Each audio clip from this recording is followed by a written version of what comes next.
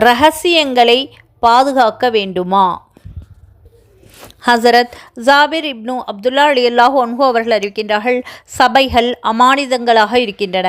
சபைகளில் பேசக்கூடிய இரகசிய பேச்சுக்கள் பகிரங்கப்படுத்தக்கூடாது, 3 சபைகளை தவிர. அந்த 3 சபைகள் பேசப்படுகின்ற இரகசியங்கள் உரிமையாளர்களிடம் சேர்ப்பது அவசியமாகும்.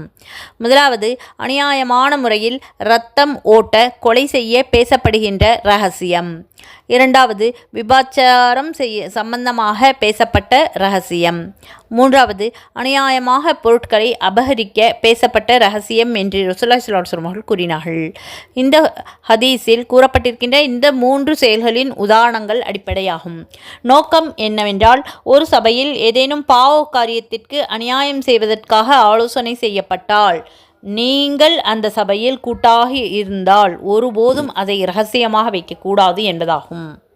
ஹசரத் அபூ ஹுரைரா ரலியல்லாஹு அன்ஹு அவர்கள் அறிவிக்கின்றார்கள், யார் உலகத்தில் சிரமப்படுபவர்களுடைய சிரமத்தை நீக்குகின்றார்களோ அல்லாஹ் தஆலா அவருடைய மறுமையின் ஒரு சிரமத்தை நீக்குகின்றான்.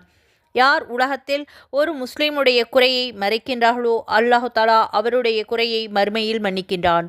ஒருவர் தன் சகோதரருக்கு உதவி செய்ய கொண்டிருக்கக்கூடிய காலம் வரை அல்லாஹு தாலா அவருக்கு உதவி செய்து கொண்டிருப்பான் என்று ரசூலுல்லாஹி ஸல்லல்லாஹு அலைஹி வஸல்லம் அவர்கள் கூறினார்கள். யாரினால் மக்கள் தங்களது உயிர் பொருட்களின் மீது பயமற்று இருப்பார்களோ அவர்தான் சிறந்த முஃமின் இறை நம்பிக்கையாளர் ஆவார் என்று ரசூலுல்லாஹி ஸல்லல்லாஹு அலைஹி வஸல்லம் அவர்கள் கூறியிருக்கின்றார்கள். இதை போன்ற சிறிய சிறிய விஷயங்களை தெரிந்து கொள்ள நமது சேனலை சப்ஸ்கிரைப் செய்து பிளேலிஸ்டில் சென்று 1 நிமிட மதரசா என்ற தலைப்பில் பயான்களை பார்த்து பயனடையுங்கள். நமது மற்ற பெரிய பயான்களையும் பாருங்கள். லைக் செய்து கமெண்ட் செய்யுங்கள், ஷேர் செய்யுங்கள். ஜஸாக்கல்லாஹு கைரா.